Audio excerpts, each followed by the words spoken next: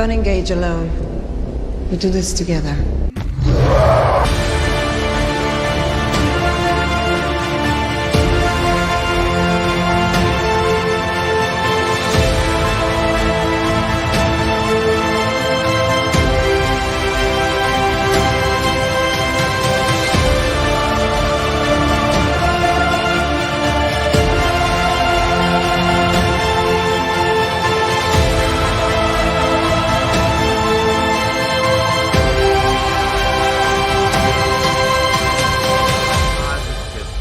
Yeah, We got it! We got New 52 book. somebody clip this for the love. Welcome to Comics League Movie Night. I'm Jared, and I'm here with Taladia and Nix. What's up, people? Hey, what's up?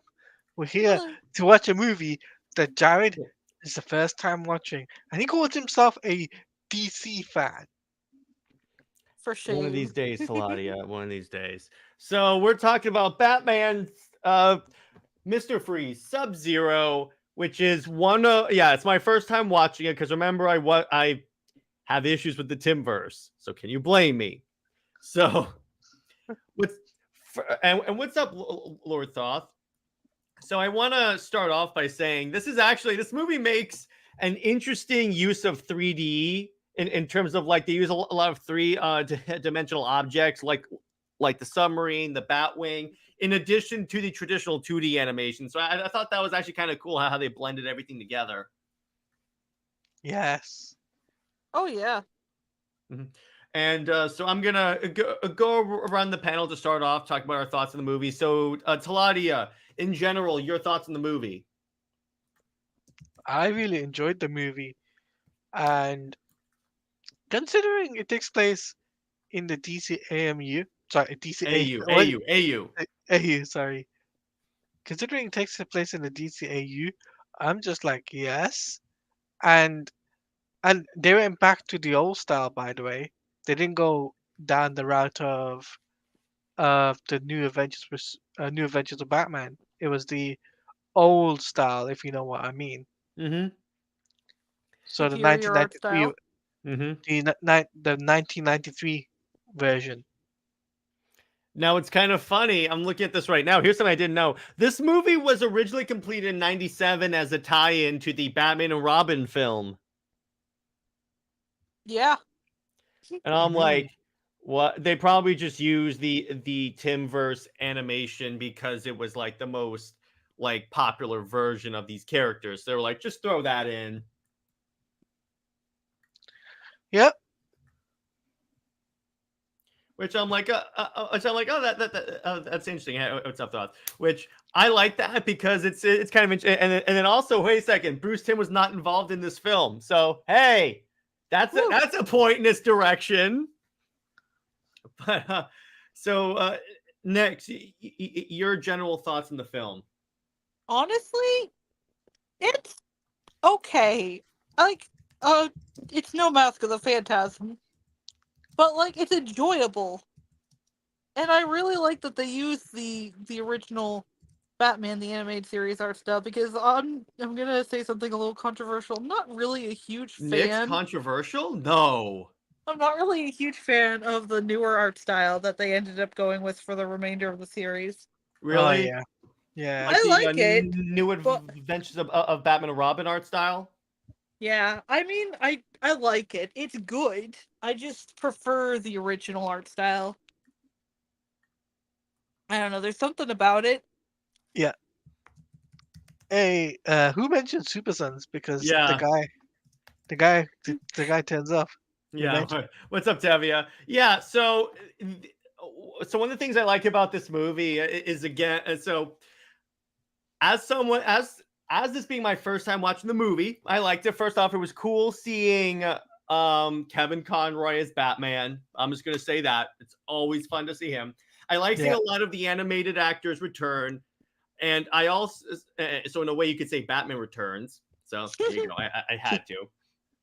And the other thing I like about this is that it firmly it basically doubles down on the fact that Mr. Freeze is such a tragic character. Because remember, it was in this universe that like Freeze was turned into a sympathetic character as opposed to like an evil character. They really gave him a lot of dignity for this show. Mm-hmm. Because, like, I remember watching old reruns of the 60s series with Adam West, and he was kind of more of a goofy villain. His whole thing was literally just, I have a freeze gun. But then, for the animated series, they completely gave him a backstory.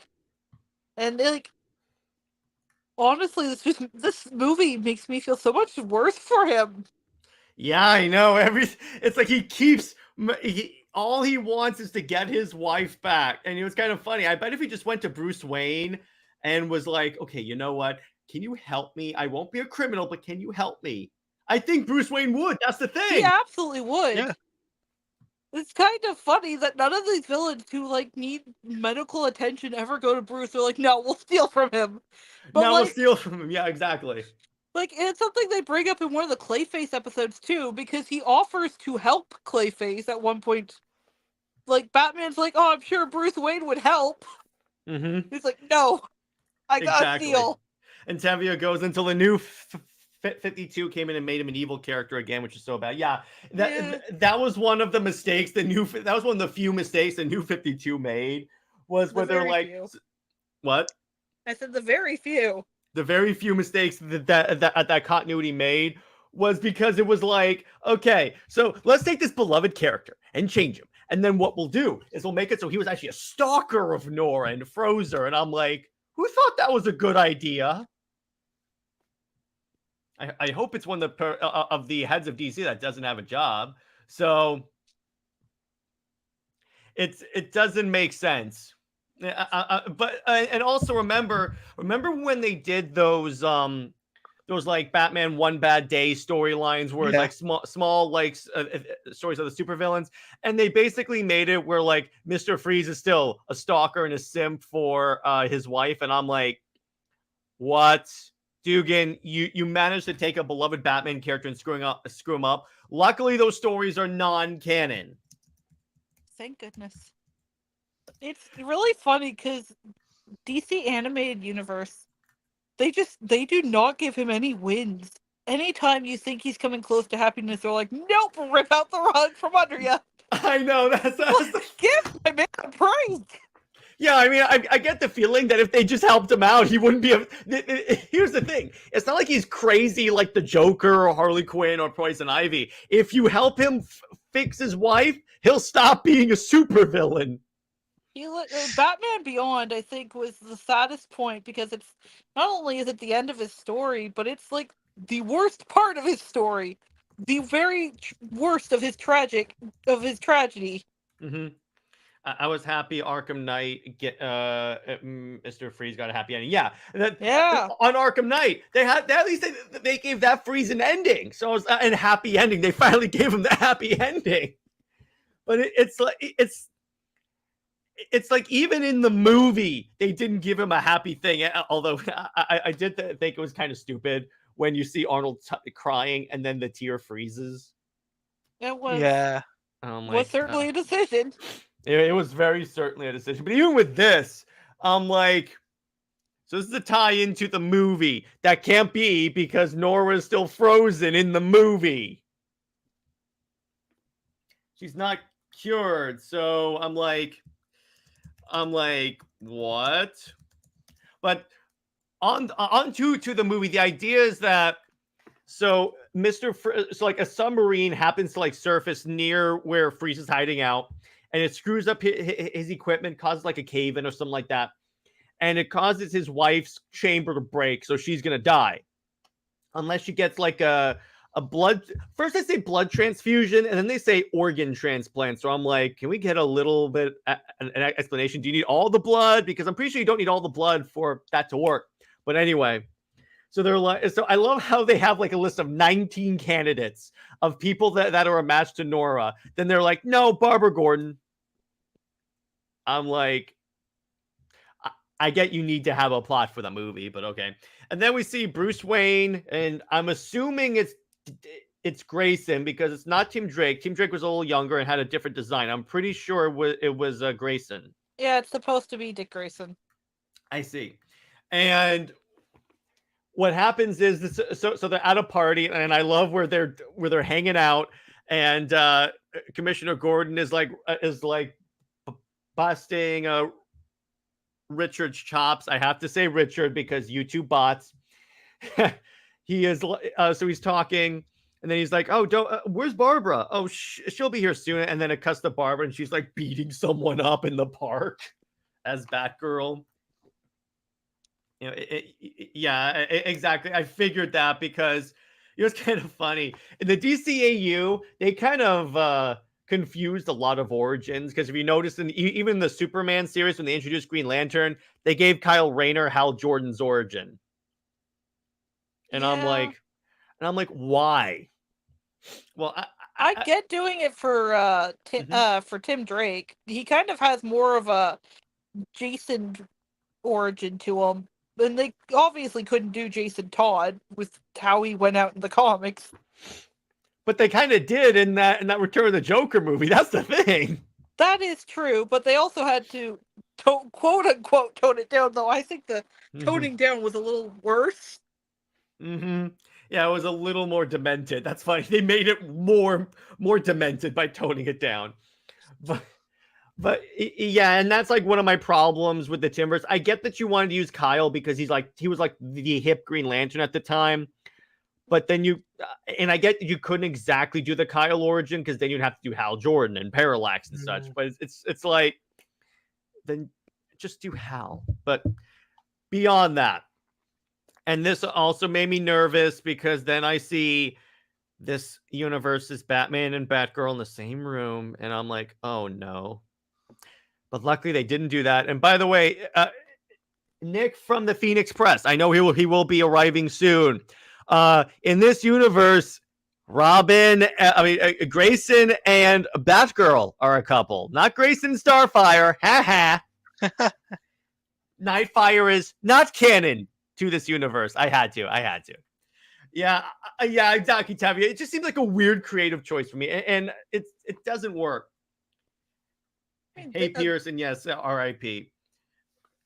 It was just Superman weird also had the Flash show up, and you don't know if it's like, is it Wally West? Well, it can't be Wally because he shows up in Justice League, and he's a lot less of a jerk. But here's the thing with that, Nix, is that in an episode of Justice League where they're in the Flash Museum, they show like the old Kid Flash costume. So I'm like, when was he Kid Flash? Couldn't have been in this universe if we didn't see it. Yeah, exactly. So back to this. So Freeze breaks up the party and kidnaps Barbara.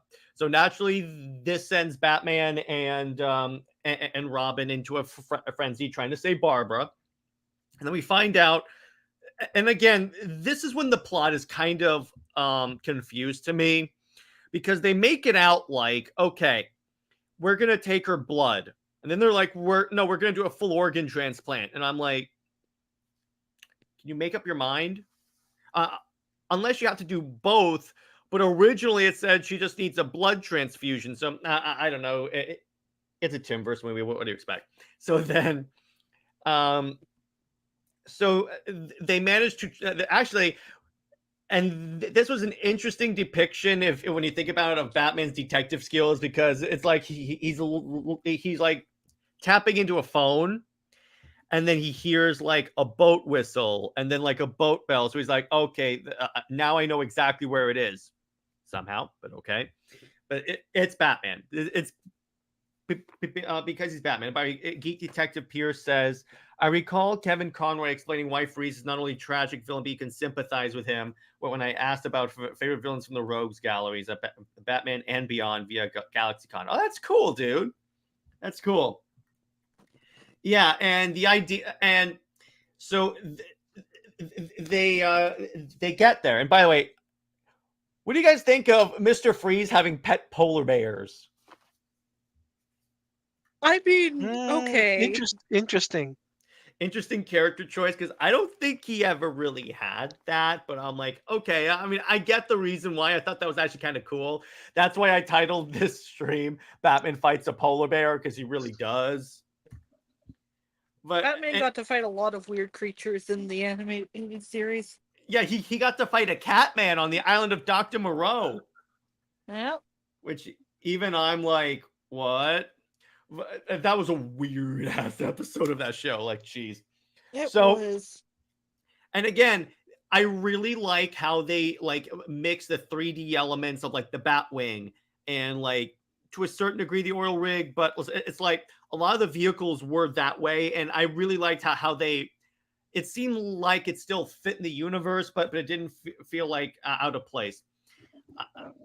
I think it fits with the aesthetic. Plus, he's used to the cold like they do. Yeah, that's true.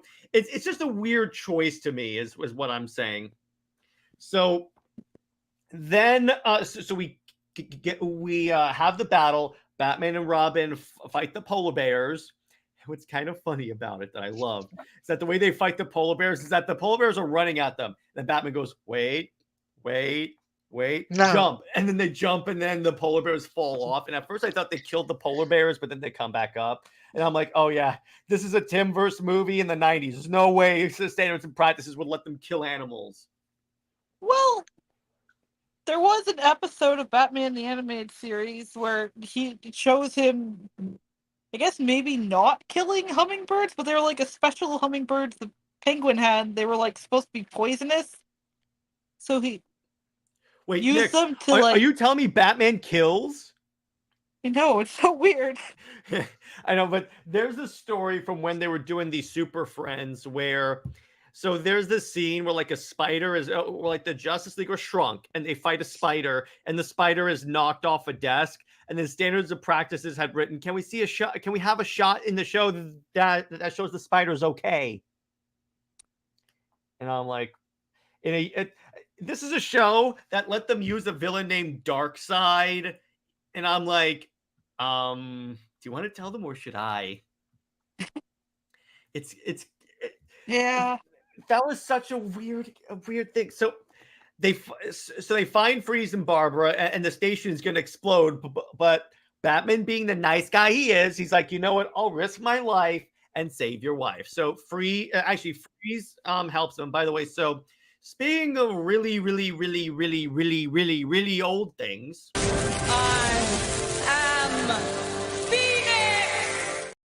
hello, old man. I like how you expertly like you're gonna say one thing, then you saw me pop up and you just like you're just gonna pause for a second without missing a beat. You just like went with yes. brother. I am the Lord of Transitions in addition to comics. Thank you. So by the way, so Nick, your thoughts on Sub-Zero? It's Sub-Zero, not Plain Zero. Yeah. How do you feel that? By the way, that's a Running Man reference. Yeah. How about the fact that Nightfire is not canon? Rage! I know. I love this. I'm like, oh, Nick is gonna hate this. But come on, Nick, chill. It's really good. I mean, you got to realize these are the stories that kind of forge Mr. Freeze into the beloved character he is today.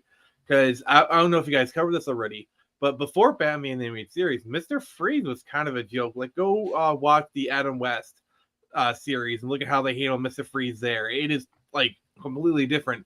The whole like Nora Freeze frozen tragic story did come from Batman the Animated Series, and the story caught on so quickly by the time they did Batman and Robin, which is like less like five or so years later, they used the Batman Animated Series origin. Mm-hmm. Yeah, exactly. And we were saying, it's kind of funny about Mr. Freeze, Nick. If he just went to Bruce Wayne and said, "Hey, I won't do crimes anymore if you help me cure Nora," I think I think that would actually work. Because the thing about Freeze, that's literally what happens to Batman and Robin. He sets him up in Arkham with a lab to work on curing Nora. I know. And that's the only thing of that movie that makes sense. Because here's the thing about Mr. Freeze. He's not crazy like the Joker or Harley Quinn. If you help him with his wife, he won't commit crimes. Good guy, Mr. Freeze. Just let him have his wife back. At least Arkham Knight did that. So I'm like, oh, jeez.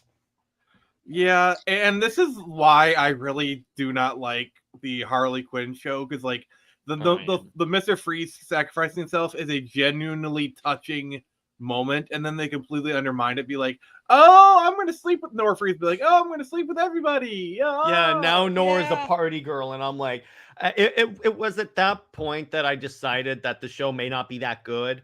And like then when I get what they're Mhm. doing. I get like she is so grief stricken. She's using hookups to as a way to stop, as a way to mask the grief. as a coping, I get it. I know exactly what they're doing, but their It just doesn't work. execution just leaves me wanting. By the way, Nick, did you know that this movie was not Bruce Timm was not involved in this movie? So that's why the movie is so good. Yeah, because it was speaking of Batman and Robin, this movie was made as a tie-in to Batman and Robin. Yeah, I can believe it. And exactly, I'm like, that's why I like this movie so much. But Nick, I want to ask you. Well, the thing is, since I'm so old, I actually remember when this came out, and I remember seeing the advertisements as a kid during Saturday morning cartoons. Well, Nick, you remember it because it's a documentary about the Ice Age. I mean, it's what killed the dinosaurs. The ice. What killed the dinosaurs? The Ice Age! All right, Nick, just chill, just chill. You know, I'm gonna say it. You're not putting me in the cooler.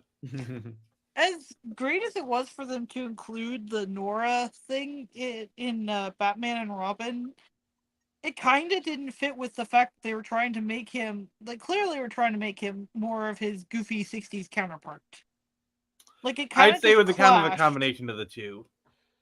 Counterpart, kind of, but it was still that, because here's the thing.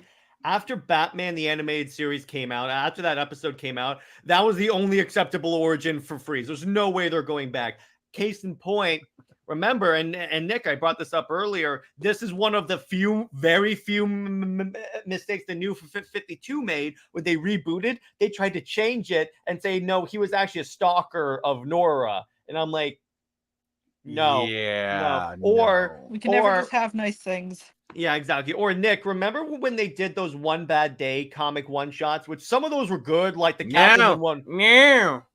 The Catwoman one was actually really good. But the Freeze one where Jerry Dugan, of course Jerry Dugan, basically made it so like he wants to freeze her so she won't go out and have a regular life. And I'm like, I mean, never forget that they tried to turn Lobo into a Tumblr sexy man.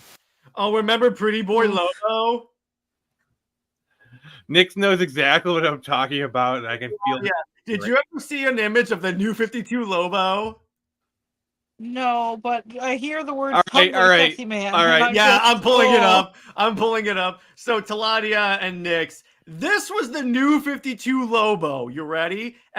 And by the way, I found a perfect image. Cringe alert. Guys, everyone cringe alert. I'm putting a big cringe alert. So before I bring this up, I want to say I found a perfect image that actually has the classic Lobo and next to him to compare.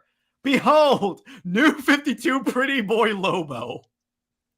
Oh no. I'm like, what the hell? Who thought that was a good Also, can we just say John DiMaggio is like the perfect voice actor for Lobo? He really is.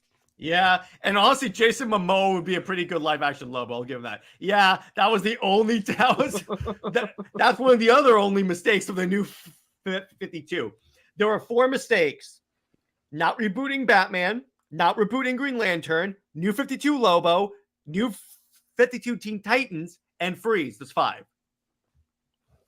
Those are the only 5. There are only 5 mistakes of the New 52, and those are them.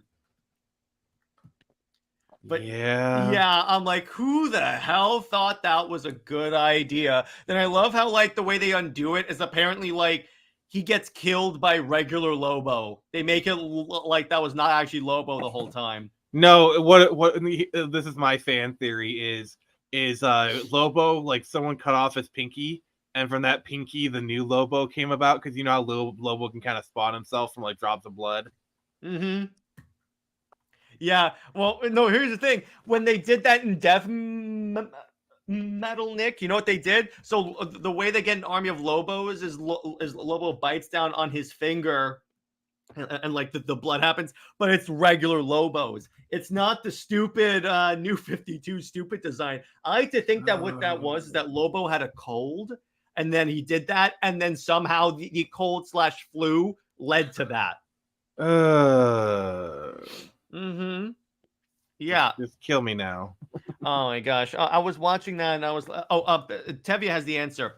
Tevye says apparently New 52 Lobo got caught by Brainiac thanks to Larfleeze and is now trapped in a bottle, which is super funny. Thank you, Rebirth, for getting rid of him. That's what I call a bottle episode. Yeah. You could say he kept all of his rage bottled up. Despite all his rage, he's still just Lobo in a cage. Of course. Hey, don't get mad at me because I'm smashing pumpkins here. Yeah. But so back to the movie. and oh, by the way, so Nick, you know, it's kind of funny. When this movie started, I got a little concerned as soon as I see Batman and Batgirl in a scene together in a Timmverse movie. I was like, oh no, oh no. And then I saw Robin and I was like, oh yeah. The concern is warranted, though. The concern is warranted. The motorcycle scene was fire. Can I tell you this? This is a Twitter conversation I had earlier this week. Someone was talking about how like the Wonder Woman was Wonder Bat is actually that like in this universe, Wonder Woman and Batman have good chemistry. So I brought up, remember, this is in a universe where made by someone that thinks Batman and Batgirl are good, that thinks that Batman belongs with Batgirl. Jared, said this. Wait, Jared. Batman doesn't do ships. You should know yeah, that. wait. I have the clips, and to which I replied, Batman doesn't do ships. There you go. But yeah, and immediately they were like, oh yeah. Yeah, it just shut them down. That's it. I also brought up about how that's not Wonder Woman. That's Hawkgirl with a Wonder Woman skin. That's not Wonder Woman. But your coat knows no bounds, brother. It's true, though. So anyway, from a certain point of view. A certain point of view? I had to. So speaking of Hoth, so again, I do like how this movie ends because it gives Freeze that happy ending because it's like Nora's cured, and even though he can't be with her, he at least is able to see that she was true. So you know how like the station, it was like the weather station. Mm-hmm. You know what I'm sure they're forecasting. What? A freeze is coming. Nice. Hey, I set that one up well. Tavia, what I mean by that is that she acted more like Hawkgirl than Wonder Woman. That's what I'm saying. That's why I scoff when people say that the Bruce Timm had the most comic accurate portrayals of these characters. Some of them, yes. I will grant you, some of them, yes. Others, however, because again, Bruce Timm Bruce Timm was very clear that he saw Wonder Woman as a one-note character, and I'm like, and it shows on screen. It shows on screen. I'm a bit of to be fair, I'm more of a Bruce Timm defender than Jared is, but even I have to admit, yeah, like, yeah. Sorry, Nick, you're gonna say something? Oh yeah, no, I was just gonna say I kind of like Justice League and Justice League Unlimited Wonder Woman, but I think maybe I read a little too into like what we get of her from the series. Yeah, well, you're a professional shipper, so that comes with the territory. So the way I see her is that they really do kind of, maybe not the most comic accurate, because we don't really see her do a lot of really kind-hearted things. Mm-hmm. But I do like that she has kind of this flaw of being overly angry and a bit more ready to be a little more violent. And she's also very proud. She's a warrior. That's how she grew up. Yeah, that's right? true. So it makes a little sense. But I also like that in one of the episodes, they show when like the certain heroes go into that other universe with the like those homages to like Silver Age characters. Yeah.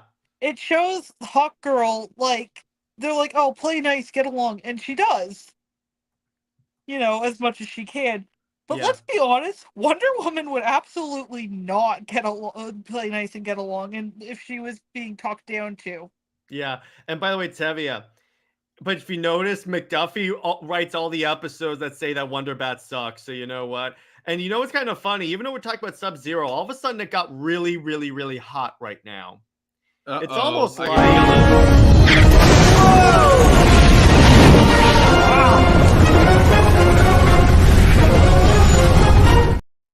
Flame on! How's everybody doing tonight? This is like the largest comics league lobby we've had in some time. How you doing, Nick? Stelladia, good to see you guys. Hey, it's the Heat Man himself. It's the Heat Man. It's the Heat Man. And by the way, JJheat, I replied to you on Twitter DMs. So, Okay. So JJheat, your general thoughts on Batman Sub-Zero? Solid film, actually redeemed the concept of a Mr. Freeze, because remember the previous incarnation, or the original, I should say, was actually from the Silver Age. Very campy, almost like the original version of Kite Man. It redeemed the character as a concept in a lot of people's eyes. Like a lot of people in the chat probably don't even know what I talk about. There was a Mr. Freeze before B-Test. Yes. And he was very comedic. But I mean, the Adam West Batman had Mr. Freeze in it. Yeah. Oh, by the way, JJheat, you mentioned Kite Man, so to that I only have to say, hell yeah. Obviously. The cringe. Kite Man was done dirty. Never Thank forgive. you, Tom never forget. King. By the way, did you guys see this? Remember how like they advertised they were coming out with like a special issue for Trinity, Wonder Woman's daughter? You know what they did? There's 6 pages of original stories. Everything of an original story. The rest of it is just reprinting the backups. I'm like, who thought this was a good idea? You market this as like, this is a special issue for Trinity. No, it's not. It's basically just a compilation, basically recapping all the backup issues, all the backup stories in the Tom King Wonder Woman comic, and I believe an original story at the very end. It's pretty much an amalgam piece. In the middle, where Wonder Woman, where it starts off good. They're showing Trinity going through the contest, and then Diana going through the contest. Then Tom King's it, and has one and shows like Wonder Woman and Trinity punching their mothers in the face. Oh no! Wait, so Trinity punches Wonder Woman? Actually, yes, and Wonder Woman in the flashback punches Hippolyta. So he took that. Technically, that's a reference to, I believe it could have been I'm pretty sure it was the Perez run. Don't quote me on that. Yeah, but that makes it worse. That makes it way worse. Because there was a trial of passage for Diana and becoming Wonder Woman and all that in the Perez run, but it was not contextualized right there. It was. I'm gonna hold the page up to the screen so you can all see it. Spoiler alert! But this is really stupid. Where is it? Okay, here we go. And who thought this was a good idea? Clearly, Tom King did. It's almost like I think Tom King has some mommy issues that he's working out in his writing. That's what also, I like your Black Adam shirt, Jared. Oh, thank you. You could say the hierarchy of power is about to change. Please keep it the same. Please. Well, the hierarchy of power in Suicide Squad Kill the Justice League is certainly going to change. Too soon, man. Too soon. I had to. Talani and Nick are here. I had to. But anyway, do you see what I'm talking about here? So that's the one original story where Wonder Woman punches Hippolyta in the face. To add insult to injury, they just copy old the other backup. So I'm like, you're paying me this much for 6 pages of original story. Arguably 10 at best. I gotta say, that's going to be reflected in my review of it. And this is the first Wonder Woman issue of Tom King where I'm going to give maybe below a 5. And I actually am planning a video on this, but Tom King's alleged personal issues aside, I'm pretty sure he just ripped off the Fury episode from Justice League and called it a day. If you go back to that 2-parter, it is word for word. The only difference is this rogue Amazon is acting alone. That's the only narrative difference.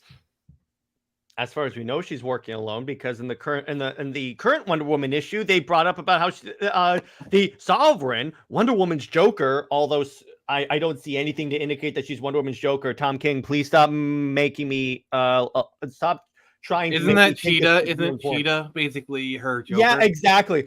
Or Dr. Psycho. But the point is, Oh no, actually, Dr. Psycho is her Joker. But also, can we please stop? Like, I realize these writers get royalties when they create a character, but can you please stop trying to shove a new character down our throats every time someone new takes a run? Your new characters suck. exactly. Is that And a clue, honestly, but not limited to John Amen. Kent? I'm sorry, I had to. no, I it had is. And by the way, I'm going just trying to say get to this. the punchline here. Yeah, I just got that, Nick. That's an excellent joke. Well played, Nick. Well played. Well played. Golf clap. But the thing is, I guess you could say I have quite the duella nature. A little on the Nice. nose. A little but on Nick, I mean, do you that's really the want to point. mention Gotham Knights? I guess I made a dent in it. So, But my point is, it's like, But Nick, you've always been Two-Face. See what you've started? hey, I didn't start the fire. It was always all right, burning. everyone, chill. So anyway, All right, everybody. Yeah. but the thing about this is that I'm like 5 issues in with a stupid Wonder Woman run. I have no indicator that the Sovereign is this big threat. It's just Wonder Woman sitting around talking like an emotionless automaton and giving flashbacks. The one thing I will give this is that thank God it gives Yara Flora something to do. No, you don't understand, Jared. The Sovereign is Tom King's attempt basically just be able to sit back and collect a paycheck when they adapt it for the movies. There's no way they're going to adapt the Sovereign. You know why? Because I got news for you. James Gunn's DC universe, which somehow he decided to let Tom King have a role in, particularly with Superman, that's not advancing past legacy. Yeah, I thought he was only for Supergirl, Woman of Tomorrow. Because no, but he gave script notes. Oh, wait. Can we talk about this real quick? I'm with James Matthew Vaughn. Why the frick would you cast a Supergirl without a director? And particularly when James Gunn has said he will never cast someone that's going to be in someone else's movie. And here's the thing: Matthew Vaughn has directed some of the most best/underrated comic book movies of all time. More on that in March. Yes, it'll be quite the madness. Yeah, and I'm like, and by the way, honestly, here's the thing: Matthew Vaughn directing a Superman Red Sun movie with Henry Cavill, I would pay to see that. I think Matthew, okay, what other? Okay, real quick little tangent. What other superhero movies would you like to see Matthew Vaughn do? Suicide Squad. After After seeing Kick-Ass, he could do Okay, Suicide hear Squad. me He out. could pull it off, but I Hear feel like me it's out. too soon. Matthew Vaughn does The Rocketeer. He could pull it off. He could do that. He could do No, that. and it's set in the 50s and it's a sequel. He could pull it off. Nothing's refuting your point, Nick. He can pull it off. Mhm. But would it get greenlit? That's a separate question entirely. No, because Warner Brothers would Warner Brothers. Well, Rocketeer's Disney, so. No, but but my point still stands. Disney is going to Disney. Like, I think First Class is probably one of the best X-Men films. It And is. It's criminal Yeah. that didn't get the right. Like, Very I think underrated. Matthew Vaughn should direct a Fantastic Four movie. Yeah. Could Cavill even pull off a Russian accent? Could Yeah. he? I think he could. Yeah. Yeah. I think he could. I'd But, pay to see it. I just want him in the damn Superman suit. That's what I want. But anyway, back to Sub-Zero. But imagine Back to Sub-Zero. We're going back to Sub-Zero. I was going to talk about Red Sun for a second. Back to Sub-Zero. Red The Sun, other thing- Wonder Bat. The other thing I like about this movie is that I like, and Nick, I brought this up, and JJheat, I want to also get your thoughts on this. I like how this movie blends the 2D animation with like some 3D objects, like the Batwing and the submarine and all that stuff. Oh, did you notice in that quick shot in the Bat Cave where you have like the 3D Batwing? If you look in the cockpit, you can actually see a 3D Robin. Oh, really? Yeah, Mm-hmm. got to be looking closely, but yeah, this is kind of like the era where like they were really blending 3D and 2D, and while it's glaringly obvious the 3D scenes, it still actually kind of looks passable. I watched this in like 1080p, and it still looked decent. Like it didn't look like, oh my god, this looks terrible. No, like, yeah, it's just like you can just chop it up to like, oh, it's a different style of animation. Like it's not strictly 2D, but it still looks good. The other thing, the movie that comes to mind the other movie where I think they did this well is Titan AE. Jared, I love you for mentioning one of my favorite movies Thank you. But yeah, that movie also did it very well for the longest time. By the way, we've never covered that on movie night. So. Maybe later. But the point is, when I was watching that, and it took me a while to notice that those are 3D models. But back when I first saw that movie as a wee chap, when Nick was 200 years old. But I'm trying to think how old I was. I think I was like 12, maybe 13 when that movie came out. I'm not helping my case. I'm not helping. No, you're very much not. I'm just saying. But because that movie came out, I think, like 99, so I was probably like 12 or so. 100. I mean, it's over. It's I mean, I might be over 9,000 years old. Yeah. Titan AE was so underrated in my opinion. Shame it didn't do well. Yeah, I think it was pretty good. But anyway, more on Titan AE on a future movie night. But the thing about this also is that I do. By the way, JJheat, your thoughts on using 3D in addition to the 2D, real quick? It's definitely a product of its time because it would be a couple years later before they really perfect it. You don't really see hybrid styles like that, especially in animation. You really don't see it as often. But it really makes the movie unique. Well, everything is 3D now. 2D, they hardly, that's a big reason why it's like all 2D animation is basically just 3D animation just done on one plane. Oh, you mean like the X-Men 97 show that's going to be 3D animation, not 2D? Like even if they haven't applied the cell shaded filter to it, it just looks like Ruby crap. Like it just honestly, it looks like What If animation. No, like What If animation is better than this? Jesus Christ! Oh my god, no! Like What If animation is total garbage. Like dear God, like the Star Wars Visions had some good animation. I'll give them that. Like okay. Some of the shorts of Star Wars animation looked amazing, and even the worst Star Wars Visions short looked better than What If. I'll give you that. I'll give you that. I'll retract my statement. I'll give you that. But back to Sub-Zero, I feel like it helps the film stand out. Not only it just because this easily could have been a two-parter episode of B-Task. This easily could have been a two-parter. I mean, it literally is. Because, especially after the domestic flop that was Mask of the Phantasm, even though a lot of that could have been due to marketing or fans at the time not really taking animation that seriously outside of anime. But meta factors aside, Mask of the Phantasm did ultimately garner a cultural impact, and Sub-Zero was able to pull something very similar, even to the point to where Sub-Zero only had 3 subsequent appearances in New Batman Adventures. 3. Yeah, and then did Sub-Zero appear in Justice League, Jared? No. Did Freeze? No. And then he had I think like 1 or 2 episodes in Batman Beyond, and that's like technically the end of his character. Yes, he is killed off at the end of that 2-parter.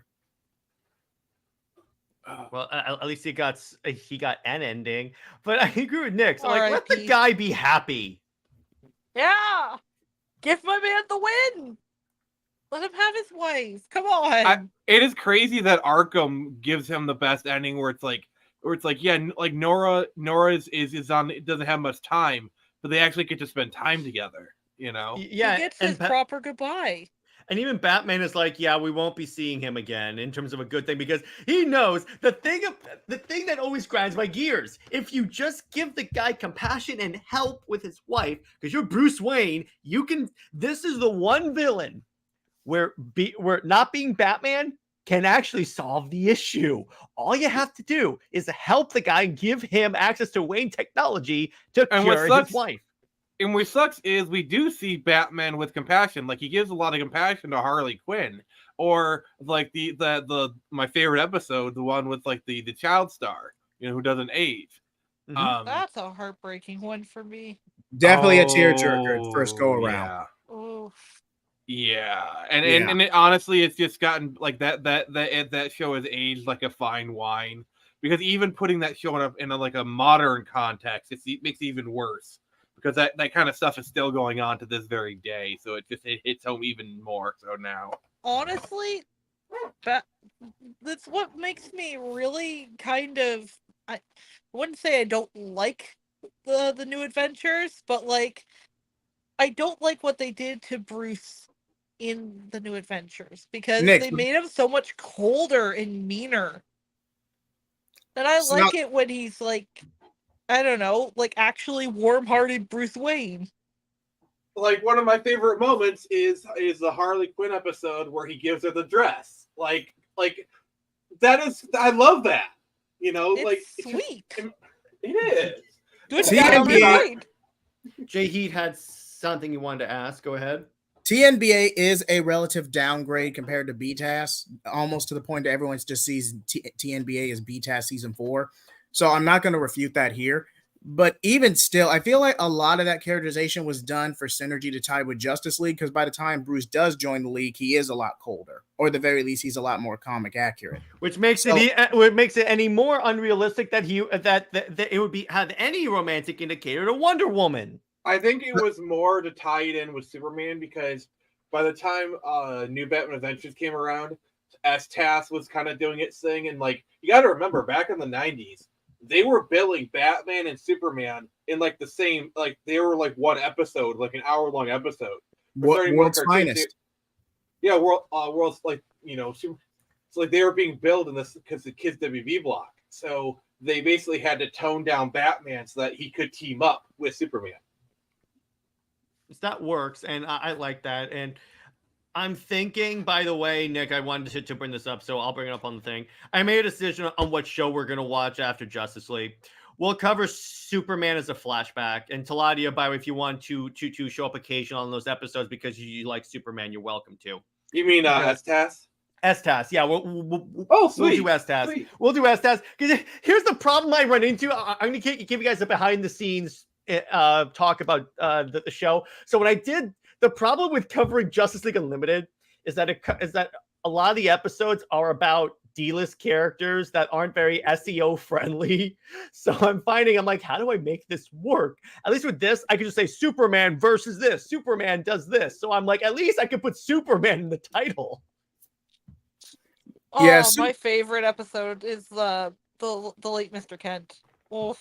Mm-hmm. Oh, That's a good episode. That's Jared, a good episode. When we were reviewing Brainiac Attacks, the movie. I don't think that's not canon. Brainiac Unbound? Yeah, isn't that actually part of S-TAS? I thought it was No, like it's the not. S-TAS movie. No. Oh, No, it's That's not. standalone. so what was the S-TAS movie then? I thought Brainiac Attacks. No. It's a lot of we just said that's not canon. Isn't it? yeah, I just brought that up. Is it? No, it's not canon. I don't think that. Hold on. I don't think Superman. All got right, a Google. movie. Someone to Google it. I got it. JJheat, be the dude. Come on. Yep, he's the mediator. I Because don't it uses think the same. It uses the same art style as. it Yeah, uses very- it, but It's a very Batman and Teen Titans 03 situation where they use similar art styles, but they're not canon to each well, other. also they kind of use the same art style for like the Superman Doomsday movie. So it's Yeah. like, and that's not canon. Wish it Okay, was, there, though. there were specials with Superman the Animated Series. There was Last Son of Krypton, Brainiac Attacks, but that was an episode. That was a two-parter combined into one. Okay. But you're thinking of Brainiac and World's Finest that was compressed into a movie release. But Brainiac Unbound is probably the short you're thinking of. But there is a Brainiac Attacks. It's a multi-parter that was compressed into a DVD release. Fun fact: my first memory of the DCAU is watching that World's Finest thing as a movie.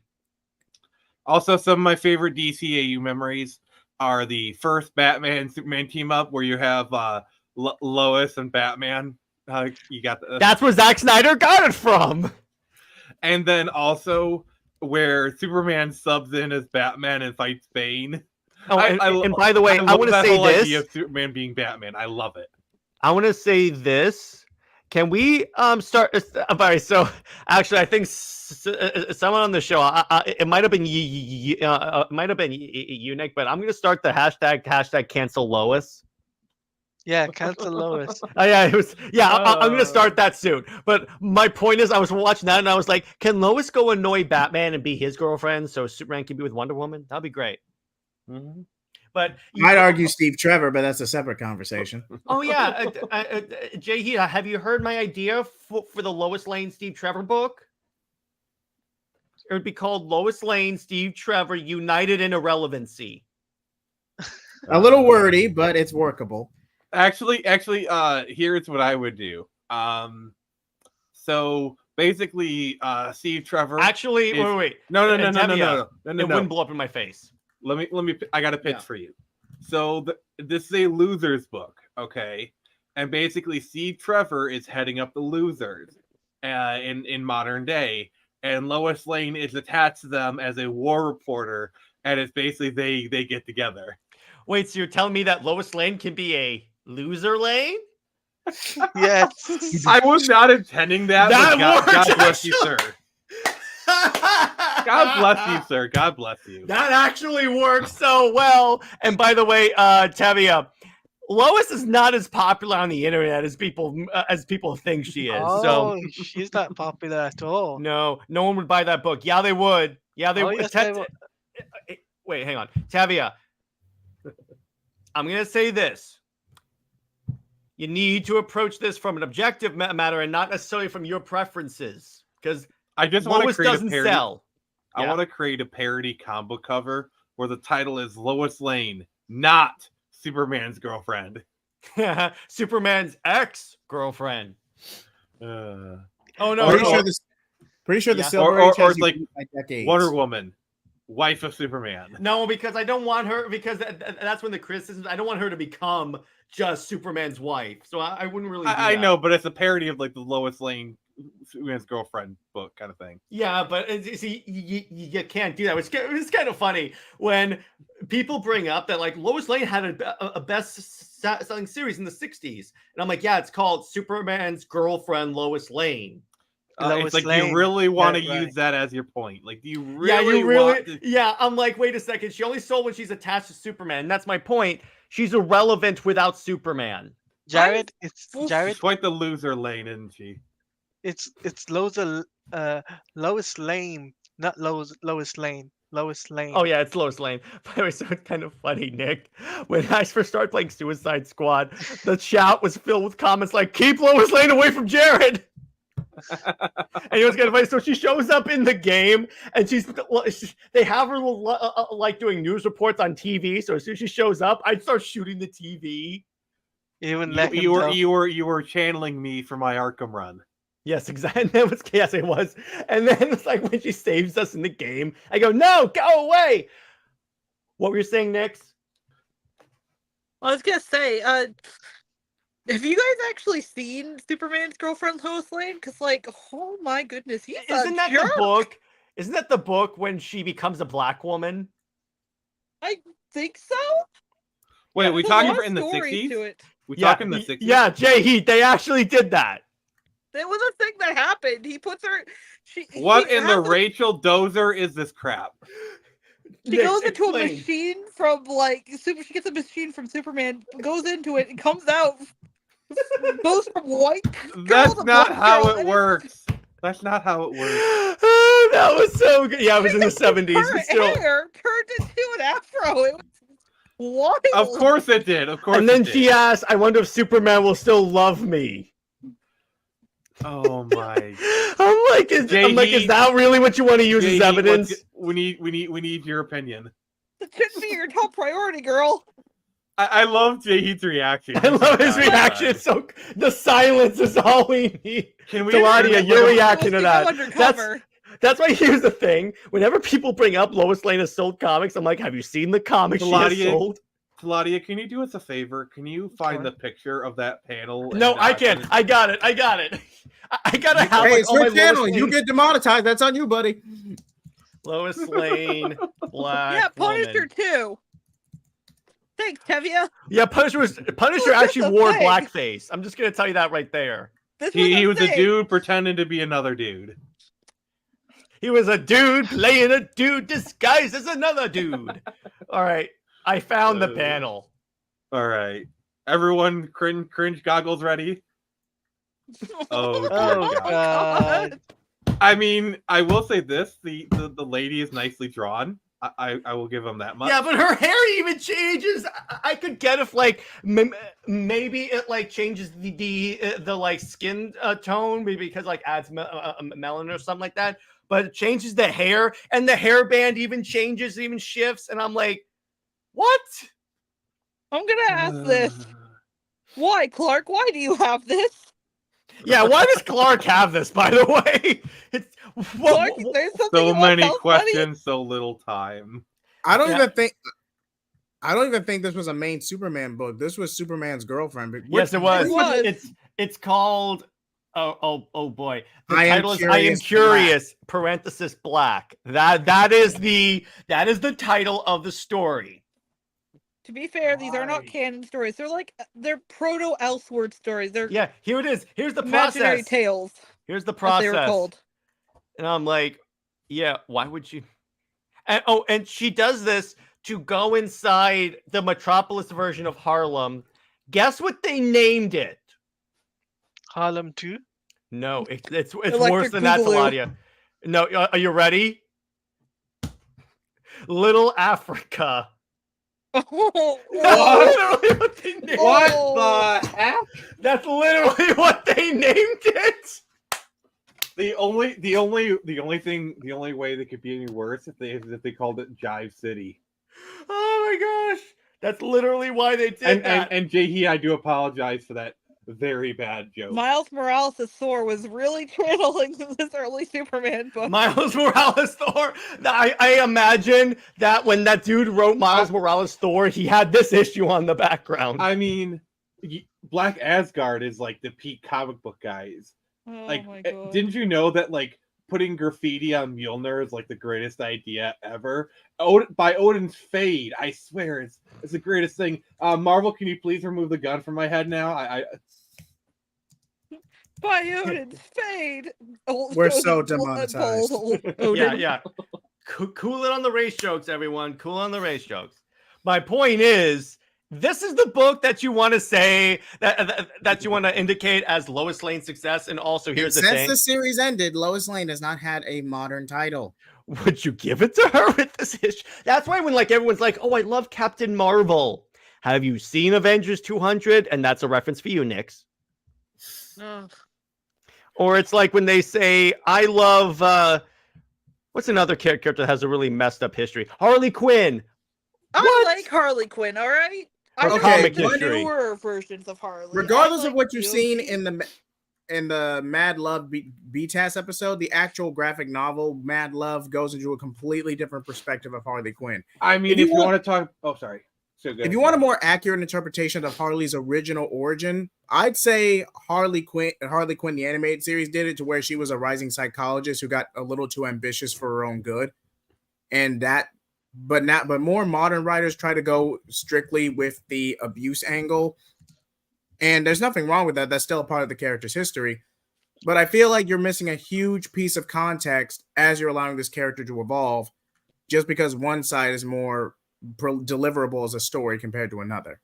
At Well, least the thing is, the original appeal of Harley Quinn was the domestic abuse angle. Like True. that's why so many women latched onto her, True. in like the 2000s and 2010s. It's because her and the Joker were in an abusive relationship, and so many women, when they read Harley and her struggles of trying to get away from the Joker, they saw themselves in Harley. It's like a Peter other Parker thing- Spider-Man situation. They the saw other themselves in thing- the character, and that's why they got attached to her. The other thing is that, by the way, and then people were like, that Harley and Joker are couples goals after the Suicide Squad came out. Oh god, I but, remember but, that. but here's the fun part. If you look at the script, at the plot for the Ayer cut of Suicide Squad, it weighs into the abusive relationship of Harley and Joker. But actually, Atchison brings up a good point. I'm sick of Harley because she's everywhere now. I'm like, stop true. it. hot I mean, take. Hot take: Harley Quinn the animated series is just Warner Brothers / DC's version of Rick and Morty. I'll say it. Yeah, it really is. I'll say it. Well, here's the thing, JJheat. Hot take implies that it's not obvious. I mean, it's their version of Rick and Morty, but nowhere near as good. Like, Yeah, nowhere near. See, here's the thing. I checked out that show as soon as I saw the trailer for the Valentine's Day special when they have orgies in the streets. Like, say Wait, what you will what? about Rick and Morty, What? at least it has flashes of brilliance. Like, there's Yeah, actually exactly. some good redeeming qualities to What? Rick and Morty. Some. What? The plot of the Valentine's Day episode was Ivy's like love pollen, Pheromones. releases into the air, amplifies everyone's sexual desire, and then a shot from the episode is people in cars sticking out of car doors. It's the most. And don't get me started on the tie-in to comics. It's completely crass. Oh, the tie-in comics. Oh, good lord. What I don't like about modern Harley is that too many writers try to make it like she's just purely a victim. She's not. And or female Deadpool. Depends. Yeah, too. Yeah. I But, mean, like- the thing about Harley, and I was kind of get this is Let Nick's cook, Har- Nick. Nick's all cook. right. Go ahead, Nick. Like she was very gung ho, pretty much right from the start, about like getting into costume and breaking the Joker out and going and doing all these horrible, horrible things. And some of that is the Joker's manipulation, sure. But a lot of it was Harley herself. She's not some agency-less bimbo. She knew what she was doing. She's Not to smarter mention than she looks. And she has a dark streak. A lot of writers forget that, and they try to make it, oh, poor Harley, oh, it's the Joker making her do all these horrible things. No. And She even did then, them. Joker treated her like a henchwoman, worse than a henchwoman, mind you. Even the hyenas were treated better by the Joker on occasion than Harley was. Like, Yeah. I mean, Here's Harley the could thing have about left Harley anytime Quinn. she wanted. Here's the thing about Harley Quinn. She's not a victim, she's a survivor. And that True. is the aspect that they had of Harley Quinn in the 2000s and 2010s, and that is what got her popularity. Like, that's why people latched on to Harley Quinn. Is yes, she was a victim of domestic abuse, but she did not let that define her. She used it as a way to springboard from. You know, she's trying to move on from the Joker, be her own person, and that is Harley Quinn at her best. What we have now is LOL random, toxic femininity, like all the worst traits you could have for a character lumped into one. The only thing worse is if Marvel decided to make MJ her own superhero. Which they have been doing in recent years with Zeb. I know that's a joke. That's a joke. Which more on that on next week's episode of Under Two Capes, where we'll be discussing the problem with Harley Quinn. So there you go. That is Nick, you need to be there. That's happening. And yes, absolutely, Nick. But anyway, so we're going to wrap this up. I'm going to go around. How do you guys rate Sub-Zero out of 10? Honestly, I give this movie a 10 out of 10. I had a 10 blast. out of 10. I had a blast. 10 out of 10. It's really fun. It explores Freeze so well in that ending with Freeze knowing he saved his wife. You know what? I just freaking love that. Nick's. Yeah, 10 out of 10. Nick. 9 out of 10. Oh man, you contrarian. I mean, there's a certain ship that I have to deduct points for.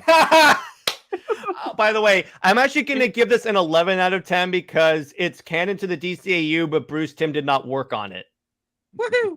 So you know So what? the fact you gets didn't an get a extra bad point. sex scene gives it an extra point. It gives it an 11 out of 10. Yes, exactly. So, and Tevia, it gives it a 10 out of 10. Yeah, exactly. So again, next week's Under Two Capes, which because we could definitely have a great discussion about Harley Quinn. So we'll do that. Plus, it's SEO because the Suicide Squad killed the Justice League. Thanks, Rocksteady. But anyway, so you're gonna piss off so many people. Bring it on. Yeah, whatever. Dude, I make tweets talking about how useless Lois Lane is. Do you really think I care at this point? Honestly, no. I shot Lois Lane in the game. You know what? I think I'm beyond that point. I shot the Lois. That's good. That's my ringtone. But anyway, so we're gonna go around. I will record my voice if you want. Taladia, where can we find you, and what have we got coming out? You guys can follow me on Twitter at Taladia Plays, _, and on YouTube at Tiladia Plays. On my channel, me and Jared will be continuing on our Suicide Squad Killer Justice League walkthrough. We're going to try and finish it off tomorrow. If not, then we'll finish it on Tuesday or Wednesday. And also on top of that, I have got collabs coming up pretty soon. Myself and JJheat, we're going to be coming up with some ideas to talk about. I think it was to do with DC or something, but we'll let you know the details in the future. Definitely, definitely. Hell yeah. JJheat. As for me, I recently started my Mass Effect playthrough series. I'm almost through with the first game. Just got a couple more missions on that. So if you're actually looking for something new other than SWTOR content, please be sure to check that out. And of course, new Directionverse content. I'm actually working on the details with Jared for whether or not we're going to do Wonder Woman or Batman. So I'll The make an answer official is announcement. Wonder Woman. My name Thank is you for Nick. confirming. My name is Nick Phoenix, and JJheat is my favorite YouTube channel on the Citadel. Thank you. There you go. Thank you. Thank you. Old man. And I'm close to 200 subscribers. What should I do for my All 200 right. special? All right. In less than an hour, I love doing that. Me and Nix and Jared and Lug will be playing Pokemon Yellow. We'll be going down the cycling road. I need to get some new Pokemon. Gonna go with some Safari Zone. I'm Jared prepping can- my air horn. Oh my god! And trust, because I'm gonna try and get a Rhyhorn from Safari Zone, and it's gonna be so frustrating. When you catch the Rhyhorn, I'm gonna blast my air horn.